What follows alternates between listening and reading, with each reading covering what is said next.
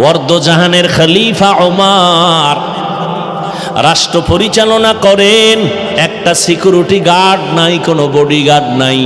দুশ্মনেরা খুঁজে ওমরের এত পাওয়ার কেন, বডিগার্ড কয়জন? কয় একজনও নাই।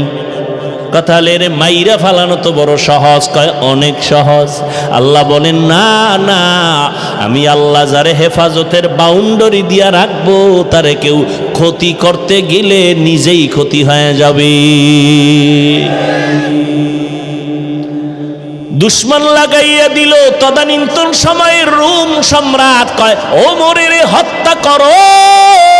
একা পাইলে একাই কোথায় পাও? দেখো খবর নিতে নিতে নিতে নিতে খবর পাইছে খোলা ময়দানে ওমর হাতেরে বালিশ বানায় একা একা ঘুমায়। কয় তরবারি কই? কয় দূরে ফালায়া রাখছে। কয়টারে মার? কয় সুযোগ পাইছি। দৌড়াইতেছে আল্লাহর বান্দা, দুশ্মন ওমরের মারার জন্য যায়। ওমর একা ঘুমায়, তরবারি নাই, হাতেরে বালিশ বানাইছে। অর্ধজাহানের খলিফা। দুশ্মন তরবারি নিয়া একটু আগায় আবার দাঁড়ায় ভয়। যাইতে যাইতে যাইতে যাইতে কিনারার একটু গেলেই তো কাম ঘটায় দিবে, কিন্তু তাকাইয়া দেখে ওমর একা ঘুমায় না, জঙ্গলের একটা বাঘ ওমরের পাহারা দেয়। খাকবাদ আবু আতিশ বন্দা আম বামানে তু মুর্দা বাহাক জিন্দা আইন। আল্লাহ বলেন আমি রহমতের নবীকে রহমত করে পাঠাইলাম। কয় দুনিয়ার জন্য আর পরকালের জন্য? কয় না, জগৎ সমূহের জন্য। অনেকে তর্জমা করে উভয় জগতের জন্য নবী রহমত, আমি তর্জমা করলাম জগৎ সমূহের জন্য নবী রহমত। উভয় জগতের তর্জমা করলে মনে হয় যেন দুনিয়ার জগৎ পরকালের জগৎ। না, জগৎ তো আরো আছে। রুহের জগৎ একটা আলাদা জগৎ, মায়ের গর্ভের জগৎ একটা আলাদা জগৎ, দুনিয়ার জগৎ একটা আলাদা জগৎ, আলমে বরজখ কবর জগৎ একটা আলাদা জগৎ, হাসরের ময়দানের একটা আলাদা জগৎ, জান্নাত ও জাহান্নামের একটা আলাদা জগৎ। সব জগৎ সমূহের জন্য আমার নবী রহমত। রুহের জগতের জন্য নবী কেমন রহমত, ভিন্ন আলোচনা। মায়ের গর্ভের জগতের জন্য নবী রহমত, দুনিয়ার জগতের জন্য নবী রহমত, কবর জগতের জন্য নবীজি রহমত, হাসরের ময়দানের জন্য নবী রহমত, জান্নাতের জন্য নবী রহমত, জাহান্নামের জগতেও নবী রহমত। এটা কেমনে? জান্নাতের জন্য নবী রহমত, এটা বুঝলাম। জাহান্নামের জন্য কেমনে? এটা তো বুঝে আসে না। বুঝে না আসলে বুঝার চেষ্টা করো, বিরোধিতা করিও না। জাহান্নামের ক্ষেত্রে আমি শুধু দুনিয়ার জগতের জন্য নবী কেমন রহমত এই বিষয়ে দু চারটা কথা বলি। রহমতের নবী, দুনিয়ার জগতের জন্য রহমত। এরে নবীরা আশেক শুধু কি মানুষের জন্য? কয় না, রহমতের নবী মুমিন মুসলমানের জন্য যেমন রহমত, বেঈমানের জন্য নবী রহমত। পুরুষের জন্য যেমন নবী রহমত, নারীদের জন্য আমার নবী আলাদা রহমত। শুধু মানুষের জন্য নবী রহমত না, জিনদের জন্য নবী রহমত। শুধু মানুষের জন্য নবী রহমত না, জঙ্গলের প্রাণী পশুদের জন্য নবী রহমত, নদীর মাছের জন্য নবী রহমত, গাছের জন্য নবী রহমত, সব মাখলুকের জন্য নবী। আবু জাহাল হাতের মধ্যে পাথর নিয়ে কয় ভাতিজা মোহাম্মদ আছে কি বলতে পারো? কয় লাভ কি? কয় বললেই তোমারে নবী মানবো, কালেমা পড়বো। নবী বলেন আমি জানি না। কেন জানো না রে ভাতিজা? নবী বলেন আমি গাইবের মালিক না। গাইবের মালিক কে? আলিমুল গায়বি ওয়াস শাহাদাতি হুয়ার রাহমানুর রহিম।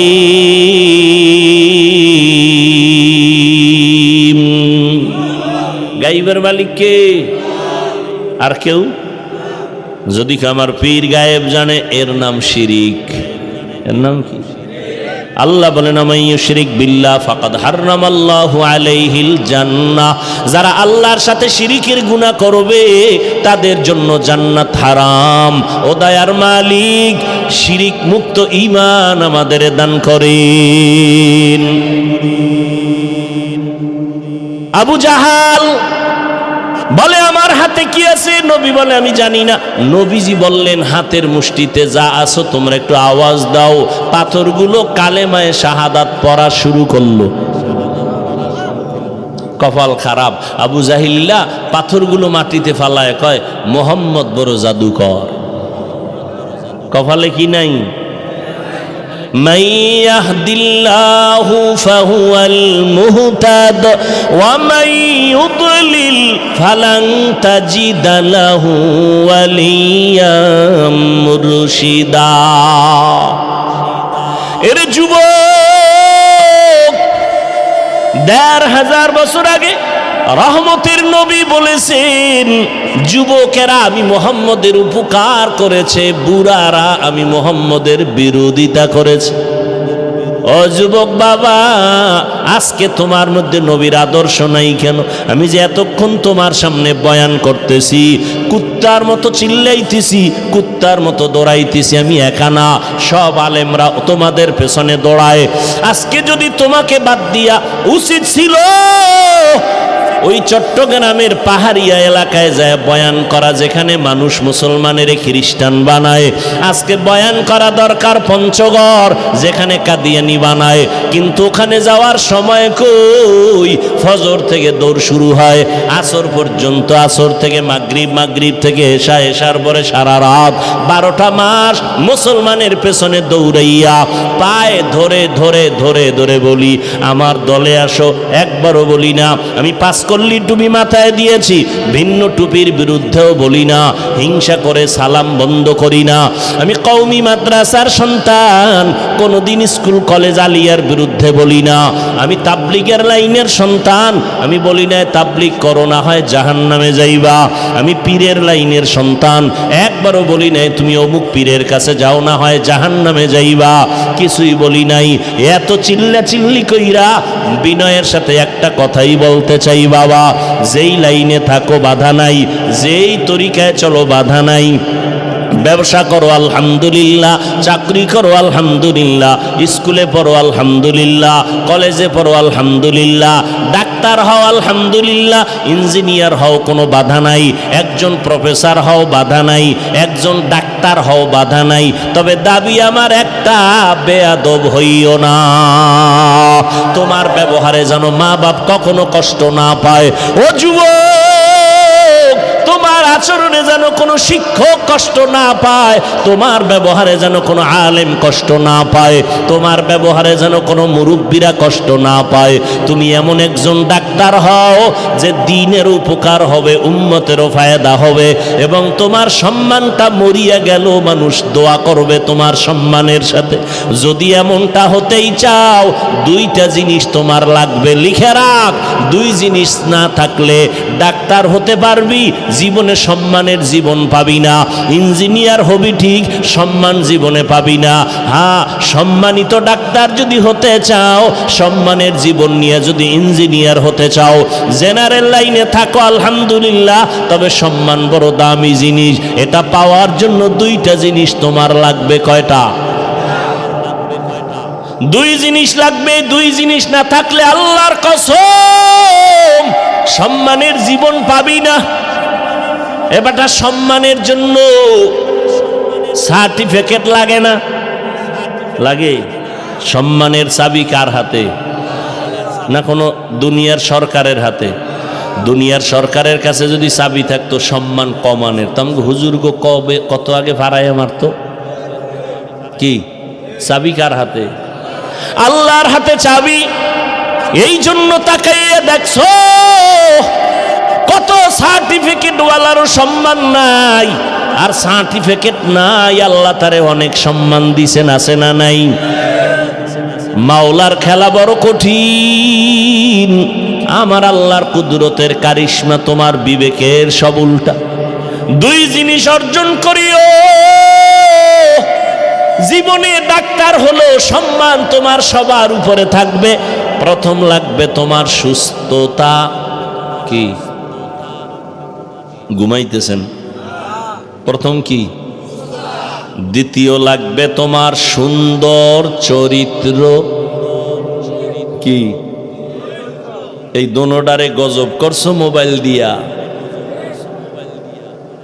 একটু চিন্তা কর, এই বেটা যুবক বাবা, একটু চিন্তা কর, রাগ করিস না। পৃথিবীতে যত তুই বন্ধু পাইছ সব স্বার্থপর, খোদার কসম সব স্বার্থপর। আল্লাহর কসম করে বলি, নিঃস্বার্থ এই জমিনে তোর একমাত্র বন্ধু ওলামায়ে আহলে হক। এরা সব নিঃস্বার্থ বন্ধু, এদের কোনো স্বার্থ নেই। এই তুই আমারে গালি দাও জানি না, কথা হয় না, কি পরিমাণ গালি দাও, কি পরিমাণ বিরোধিতা করো, এরপরও কোনো প্রতিবাদ করি না। দেখলে সালাম দেই, বাবা কেমন আছো, বাড়ি কই, হাসি মুখে। ইমামের বিরুদ্ধে কত কথা, ইমাম কোনো দিন রাগ করে না, বরদোয়া করে না, গালি দেয় না। বেতন দেয় 10,000 6 মাস বাকি, কোনোদিন ইমাম সাহেব মানববন্ধন করছে? জুমায় কইছেনি যে বেতনটা টাইম মতো দিবা, নাইলে আসর থেকে সূরা উল্টা পড়া হবে। নিঃস্বার্থ তোমার একমাত্র বন্ধু আলেম। এরে যুবক, দুই জিনিস তোমার লাগবে সম্মানের সাথে যদি তুমি জীবন চালাইতে চাও। এক নাম্বার কি বলছি? সুস্থতা। রাতের ঘুম হলো সুস্থতার জন্য মহা ঔষধ। এটারে জবাই করছো কি দিয়া? ব্যাস, এখানে কোনো অস্টাজ লাগবে না, এটা ডাইরেক্ট ওয়াজ। আর এটা আমাকে হুজুরে ওয়াজ না। গুগলে ঢোক, মোবাইল তো আর ছাড়বি না, জিব্রাইল আইলো। তাহলে আকাম না করে দিয়ে একটা ভালো কাজও কর, গুগলে ডুইকা সার্চ দে রাতের ঘুম শরীরের ঔষধ কি হিসাবে বা কোন অংশ, সব ডিটেলস চলে আসবে। রাতের ঘুম শরীরের মহা ঔষধ, তবে রাতের প্রথম অংশ না, শেষ অংশ না, মধ্যাংশের ঘুম হলো শরীরের মহা ঔষধ। তুমি চরিত্র এত সুন্দর, একটা কলঙ্কের দাগ নাই, কিন্তু চাকরি পাইছো ভালো, বেতন কত হাই স্কেল, কপাল খারাপ, তুমি অসুস্থ, এক সপ্তাহ নাই, কেউ নাই কেন, কয় স্যার অসুস্থ, করে রিজাইন দিতে বল। তাহলে সুস্থতার দাম কত? কিন্তু তুমি সুস্থ, তোমাকে মেডিকেলে বারবার চেক আপ করার পরে এক বিন্দু কোনো রোগ ধরা পড়ে নাই, কিন্তু রোগ আছে একটা, চরিত্র খারাপ। চাকরি মেয়াদ বাড়বে, তাহলে দুই জিনিস লাগবে, সুস্থতা, সুন্দর চরিত্র। সুস্থতার জন্য লাগবে একটু রাতের ঘুম, চরিত্র ঠিক করতে হলে লাগবে একদিকে মোবাইল ছাড়ো, অন্য দিক থেকে মদিনাওয়ালার আদর্শকে আঁকড়াইয়া ধরো।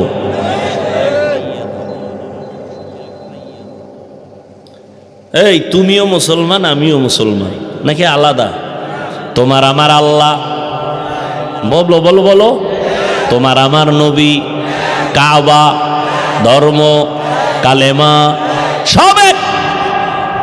দুনিয়াতে আসছি এক, বিদায় বেলা কাফন হবে 3টা, তাও আমি বক্তার সম্মানে একটা কাফন কেউ বাড়াইয়াও দিবে না।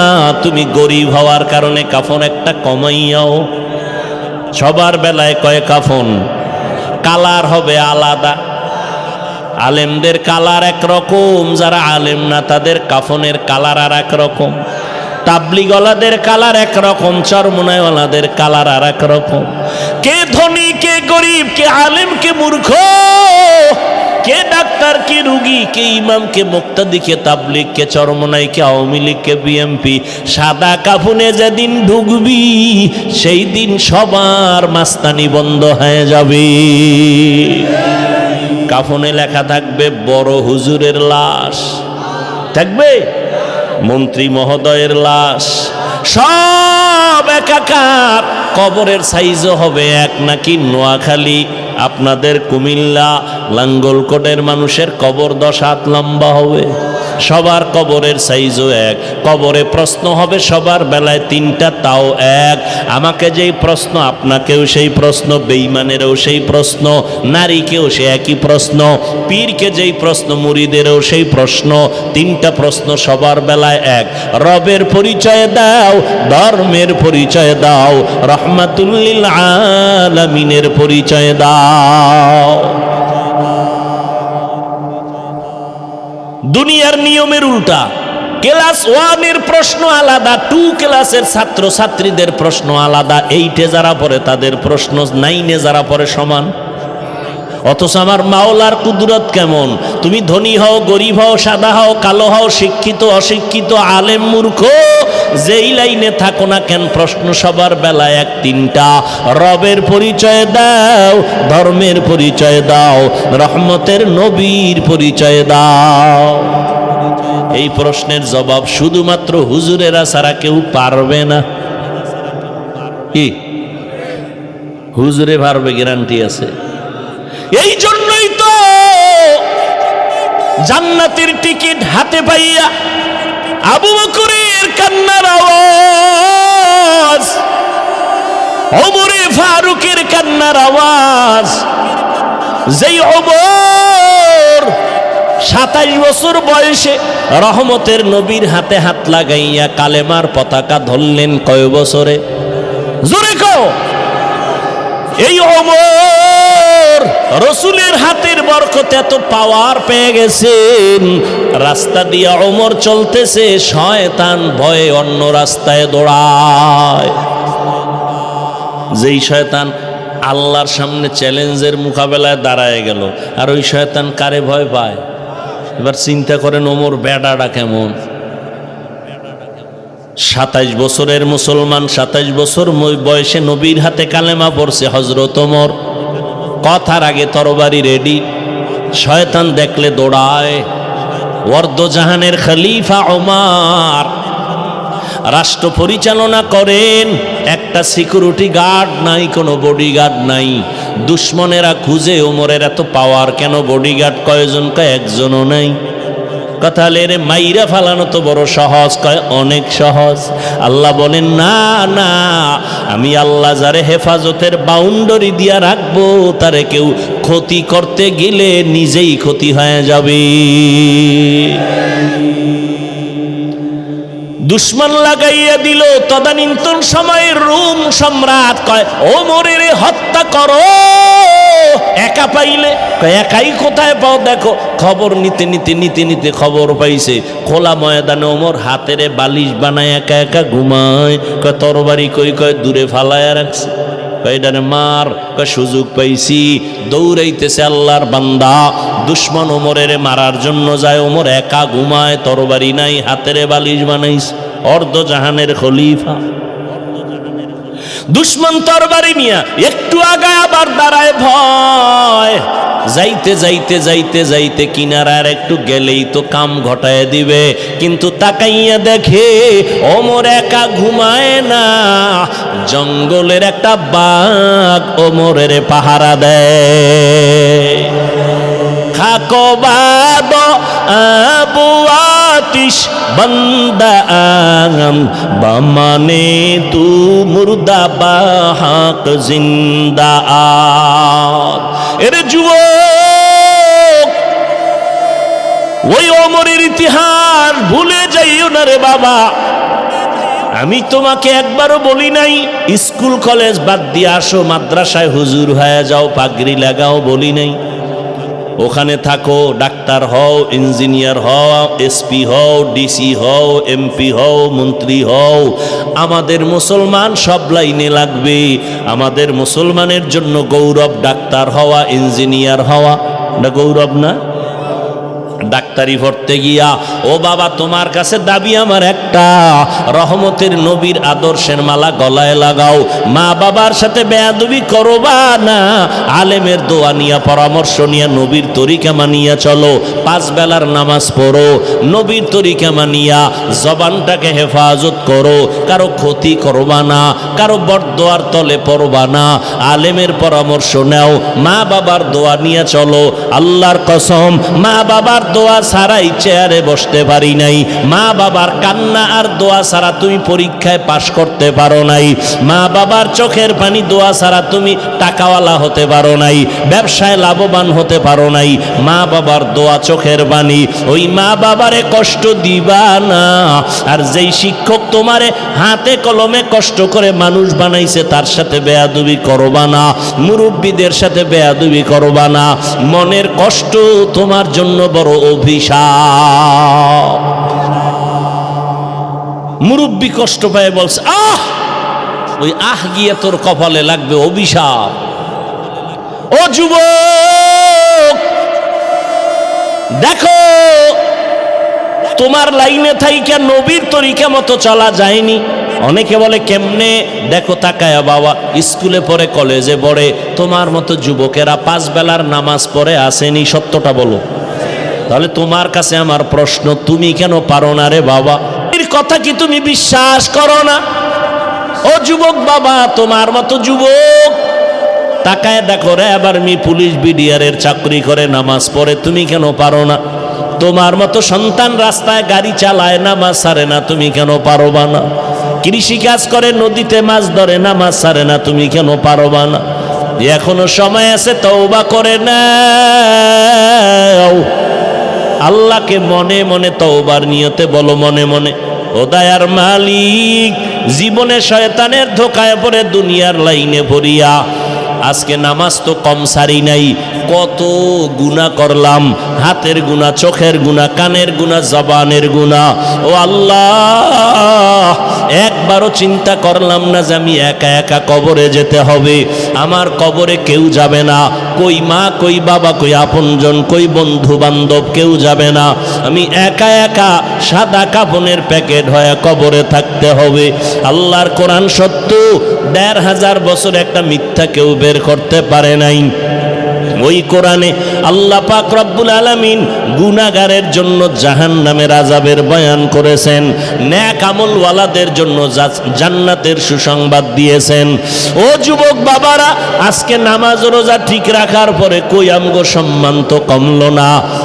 আল্লাহর মোহাব্বত নিয়া তওবা করো, তুমিও রেডি হয়ে যাও। মরিয়া গেলেও যাবা, আর নামাজ ছাড়বা না, বেপরদায় চলবা না, মা বাবাকে কষ্ট দিবা না, নবীর তরিকার বাইরে চলবা না, নবীর মোহাব্বত নিয়া, উলামায়ে কেরামের পরামর্শ নিয়া 5 ওয়াক্ত নামাজ পড়বা, মা বাবার দোয়া নিয়া চলবা। আল্লাহ আমাদের সবাইকে তওবার উপরে মজবুত হয়ে নবীর তরিকায় চলার তৌফিক দান করেন, আমিন। আলহামদুলিল্লাহি রাব্বিল আলামিন, ওয়াসসালাতু ওয়াসসালামু আলা সাইয়্যিদিল আমবিয়াই ওয়াল মুরসালিন ওয়া আলা আলিহি ওয়া আসহাবিহি আজমাইন। ইয়া আরহামার রাহিমিন, ইয়া আরহামার রাহিমিন, ইয়া আরহামার রাহিমিন, রব্বিরহামহুমা কামা রব্বায়ানি সগীরা। আল্লাহুম্মা ইন্নাকা আফুউন কারীম তুহিব্বুল আফওয়া ফা'ফু আন্না। ও দয়ার মালিক, একটু কুদরতের নজর দিয়া দেখেন, এই বৃষ্টি বাদলে আপনার বান্দারা আপনাকে ভুলে নাই। কত যুবক, কত ছাত্র, কত আলেম, কত মুরব্বীরা হাজির হয়েছে, মা বোনেরাও হাত তুলেছেন।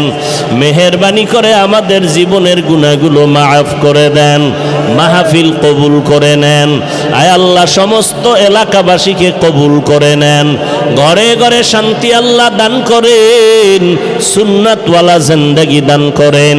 আমার কলিজার প্রত্যেকটা যুবকের দিনদার বানায়া দেন, রিয়া হাসাদ কিবির দূর করে ইখলাস দান করেন। উলামায়ে কেরামের পরামর্শ নিয়ে নবীর তরিকায় চলার তৌফিক দান করেন। 5 ওয়াক্ত নামাজি বানায়া দেন, মোবাইলের গুনাহের থেকে হেফাজত করেন। মা বোনদের আবেদা বানায়া দেন, সন্তানগুলো নেককার বানায়া দেন। লেখাপড়া যারা করে পরীক্ষার্থী কামিয়াবি দান করেন। সারা দুনিয়াবাসীকে মাফ করে দেন। ফিলিস্তিনের মুসলমানের উপরে রহমত দান করেন। ইসরায়েলের জালেমদের জুলুম থেকে হেফাজত করেন। আল্লাহ আমাদের ভেতরে ইখলাস, ইত্তেহাদ, ইত্তেফাক দান করেন। রিয়া হাসাদ দূর করে দেন। আমাদের মা বাবা মুরব্বী যারা দুনিয়ায় নাই, জান্নাতের ফয়সালা করে দেন। যারা বেঁচে আছেন দীর্ঘ নেক হায়াত দান করেন। আমাদের ভেতরে যারা অসুস্থ, সুস্থতা দান করেন। আয় আল্লাহ আদবালা বিনয়ী জিন্দেগি দান করেন। আয় আল্লাহ মাদ্রাসা, মসজিদ সহ অন্যান্য শিক্ষা প্রতিষ্ঠান নবীর আদর্শে কবুল করে নেন। আয় আল্লাহ নবীজির সুন্নতলা জিন্দেগি দান করেন, বাইতুল্লাহ নবীর রওজা জিয়ারতের ব্যবস্থা করে দেন, চলার পথে হেফাজত করেন, বাতিলের মোকাবেলায় বিজয় দান করেন, মিথ্যা মামলায় যারা জড়িত কুদরতের হাতে হেফাজতের মুক্তির ব্যবস্থা করে দেন আল্লাহ। আয় আল্লাহ ইজ্জতের হেফাজত করেন, জান মাল আহাল পরিবার হেফাজত করেন, মুখালেফের মুআফিক বানায় দেন, জাহিরি বাতিনি দুশ্মনদের চক্রান্ত থেকে হেফাজত করেন। আয় আল্লাহ ইজ্জতওয়ালা জিন্দেগি দান করেন, সারা দুনিয়ায় খেদমতের জন্য কবুল করে নেন, সুস্থতার নেয়ামত আমাদের দান করেন, 5 ওয়াক্ত নামাজ বা জামাআত আদায়ের তৌফিক দান করেন, সকল ব্যবসায়ী যারা, চাকরিজীবী যারা, কামাই রুজি ব্যবসায় বরকত বাড়ায় দেন, বিদেশের ঘরে প্রবাসে যারা আছে সবাইকে হেফাজত করেন। আয় আল্লাহ মুসলমানদের এক নেক বানায় দেন, উলামায়ে কেরামদের এক হওয়ার তৌফিক দান করেন, শয়তানের ধোঁকা থেকে আমাদেরকে হেফাজত করেন, নবীজির মোহাব্বতে আমাদের দোয়া কবুল করে নেন। সাল্লাল্লাহু তাআলা আলা খাইরি খালকিহি মুহাম্মাদ ওয়া আলিহি ওয়া আসহাবিহি আজমাইন। আমিন আমিন আমিন বিরহমাতিকা ইয়া আরহামার রাহিমিন।